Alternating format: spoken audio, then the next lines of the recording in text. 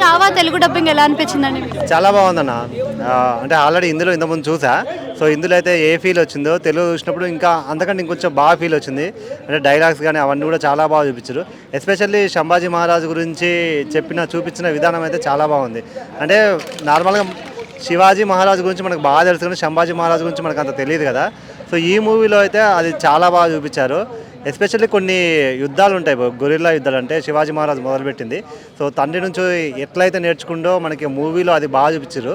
అంటే కొన్ని సంవత్సరాల వరకు ఔరంగజేబుని మహారాష్ట్రలోకి ఎంట్రీ కాకుండా అంటే లక్షల సైన్యం ఉన్న మా ఔరంగజేబుని ఒక 20-25 వేల సైన్యంతో అసలు ఎదుర్కోవడం అనేది మామూలు విషయం కాదు.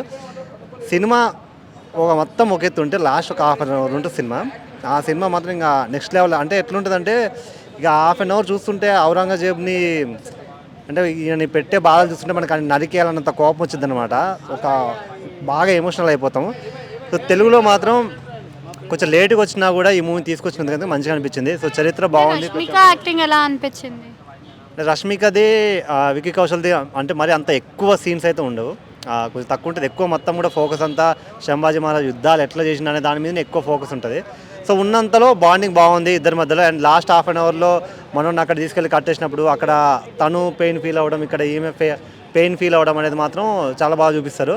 సో ఓవరాల్గా గుడ్ మూవీ. అంటే మన హిస్టరీని మళ్ళీ తీసుకొచ్చి మనకు చూపించినందుకైతే హ్యాపీ. ప్రతి ఒక్కరూ చూసి తెలుసుకోవాల్సిన మూవీ. సో ఇప్పుడు చూస్తున్న తెలుగు డబ్ అసలు కరెక్ట్గా కన్వే అయింది. డబ్బింగ్ బాగా చెప్పారు. డబ్బింగ్ గీతా ఆర్ట్స్ అన్నప్పుడే డబ్బింగ్ చాలా పర్ఫెక్ట్ తీసుకుంటారు వాళ్ళు. సో మనకు అంటే ముందు బజ్ ఒకటి వచ్చింది ఎన్టీఆర్ డబ్బింగ్ చెప్తారని, బట్ ఎన్టీఆర్ చెప్తే ఇంకా హైలైట్ అయ్యేది.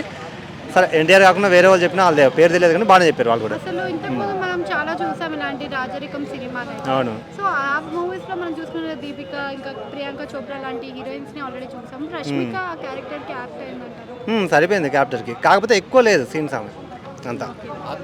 సో సాంగ్స్ మ్యూజిక్ అంతా ఎలా అనిపించింది? బాగున్నాయి మ్యూజిక్, సాంగ్స్ అన్నీ కూడా. ఓవరాల్గా ఒక మంచి మూవీ.